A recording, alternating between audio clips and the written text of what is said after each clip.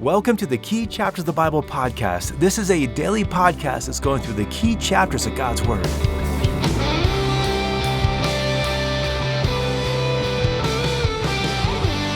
We are continuing in our study in the book of Job. We're finding out that although Job shows us there are answers to some of life's questions, those answers can create even more questions, and we're still working through some of those questions today.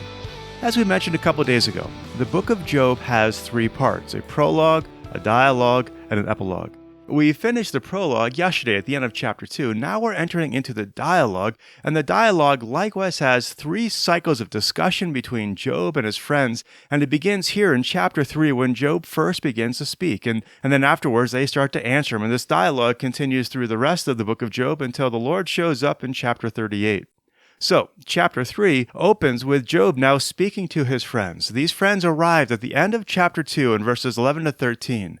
The three friends are Eliphaz, Bildad, and Zophar. Later on, a young friend named Elihu will arrive, but right now we've just got these three guys, and so they arrived at the end of chapter 2, and they've heard of Job's calamities. They come to visit with him, to sit with him, to mourn with him, to grieve with him. But Job's condition is so bad in chapter 2, verse 12, that when they see them, they don't even recognize him. When they realize it was Job that they're looking at, they raise their voices and weep, and they sit on the ground, and they spend 7 days and 7 nights grieving with him and suffering in some way along with him. Now, why do they do that? Well, for one thing, that's just part of the Jewish tradition, that when someone is grieving, you do not speak to them until they first speak to you. You know, that's not really a bad principle for us to follow, because often our well-intentioned counsel, if the person's not ready to hear it, ends up doing more damage than good. Often, trite answers to complex problems reveals more about our own pride and our own wisdom rather than actually having true wisdom of God.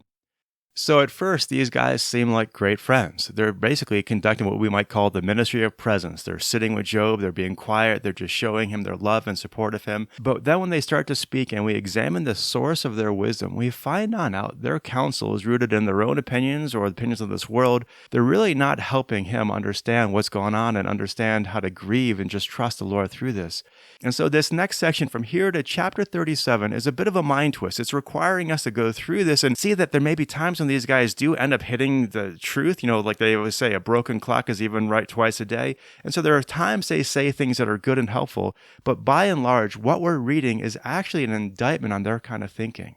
So as we go on into chapter 3 starts out with Job's words. And if you imagine this scene, Job has lost all his health, all his wealth, all his sons and daughters, and his marriage is less than encouraging. So how is Job going to react to all of this? Well, chapter 3 gives us a window into the depth of pain in his heart.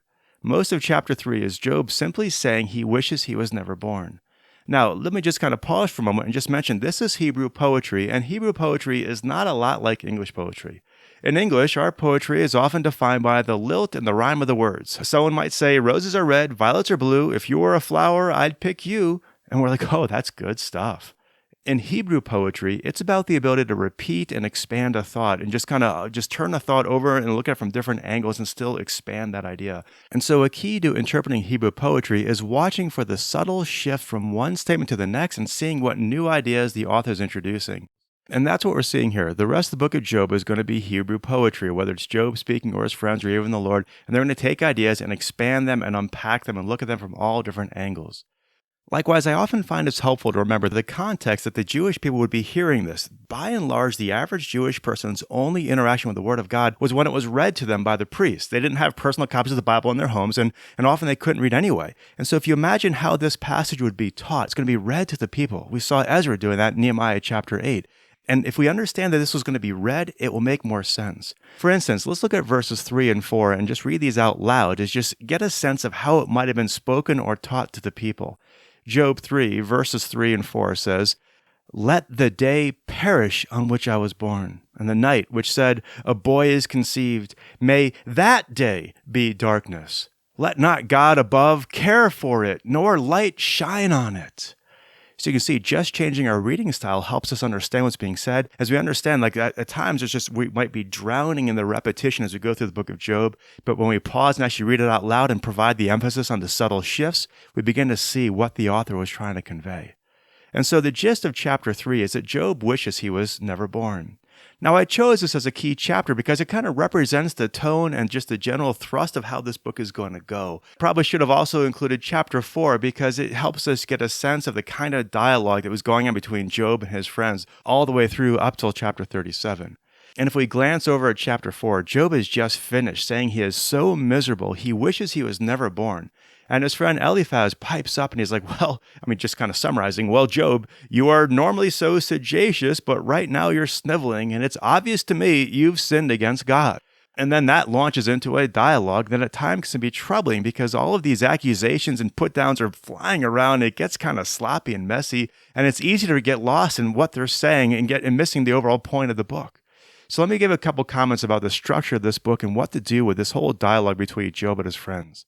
In this book, Job has 4 friends giving advice: Eliphaz, Bildad, Zophar, and later on Elihu. Each of them give extended speeches on why this calamity has happened to Job. And here's what we need to understand. The author of the book of Job is using these 4 friends to represent 4 approaches to life and wisdom, and it's to show how each one of these approaches is wrong. And so the book of Job contains 3 rounds of dialogue. In broad terms, the first round, Job's friends speculate that perhaps Job has sinned. The second round begins in chapter 15, where Job's friend says, you've probably sinned. And the third round begins in chapter 22, where Job's friends declare he has certainly sinned. And then comes Elihu. Elihu is the youngest of 4 friends. He begins in chapter 32, and he rebukes his friends for condemning Job without proof, and he also declares that Job's attempts to defend himself has actually accused God of injustice. Finally, God comes on the scene in chapter 38 and explains why they're all wrong and why they're not going to understand why he does what he does or allows what he allows. And so this is one of the interpretive keys to the book of Job. Job's friends are not giving him Holy Spirit-guided wisdom from above. Each one is giving him wisdom that is based on human wisdom, even if it at times has spiritual thoughts about God and spiritual principles. The sum of what they're saying is sourced in man and not from God, and therefore is ultimately invalid. And so although the book of Job seems to be about suffering, it's ultimately a book teaching what to do when we have questions with no answers. It's showing us 4 wrong ways to approach these questions and 1 right way, which we're going to unpack as we get to Job 38 to 42. Now, as I mentioned, Job's friends represent 4 approaches to finding answers and wisdom. We're going to see that each one is ultimately wrong. Let me just go over what these approaches are, so if you read this on your own, you can just kind of get a sense of what's going on. The first guy who comes on the scene is Eliphaz. Eliphaz's advice is based on wisdom he has learned. He's probably the oldest of the bunch. He's basically saying, listen, I'm an old guy, I'm wise. And so he says in chapter 4, verse 8, that his counsel is based on what he has seen. In other words, he is basing his wisdom on age and experience. Bildad comes along in chapter 8, and he says in chapter 8, verse 8, that we need to inquire of past generations, that they hold the keys to wisdom. And so we need to listen to them. In other words, for Bildad, wisdom is found in the wisdom of crowds, or listening to experts, or listening to popular opinion. Then comes Zophar in chapter 11, and he seems to, at first, be on the right track. He says that wisdom has 2 sides, a side that belongs to God that no one can know, and a side that belongs to man that can only be discovered in the pursuit of righteousness. And so Zophar is saying that if we pursue righteousness, we will unlock the secrets of life. And then comes the youngest of the group, Elihu. Now, Elihu is not going to speak until chapter 32 when everyone else has spoken. And he directly rebukes this idea that age produces wisdom in chapter 32, verse 9. And then in verse 11, he listens to the wisdom of the crowds and found it not to be wise. Likewise, he reckons that Job has probably walked according to righteousness in verse 9, or at least Job maintains he has, and he's more or less accepting that at face value. And so Elihu's point is that none of these pursuits have given these men the wisdom they need to properly understand the situation from God's perspective. And then he goes on to point out that their attempts to determining answers of why has led them to conclusions that are not just incorrect, but even unrighteous. It is wrong to accuse a righteous man of sin. It is wrong to accuse a righteous God of injustice. And so Elihu goes on to defend God and his ways and his righteousness. And at times he has good stuff, but even he is going to be placed in the category of the wrong source of wisdom. You could summarize Elihu's source of wisdom as being spiritual fervor.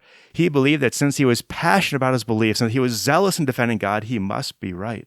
Well, we're going to find out tomorrow when we look at Job 38 that none of these guys are right. They're all giving variations on the principle of, I hate to use the word, but it's just a word we use today, karma, that good things happen to good people and bad things happen to bad people.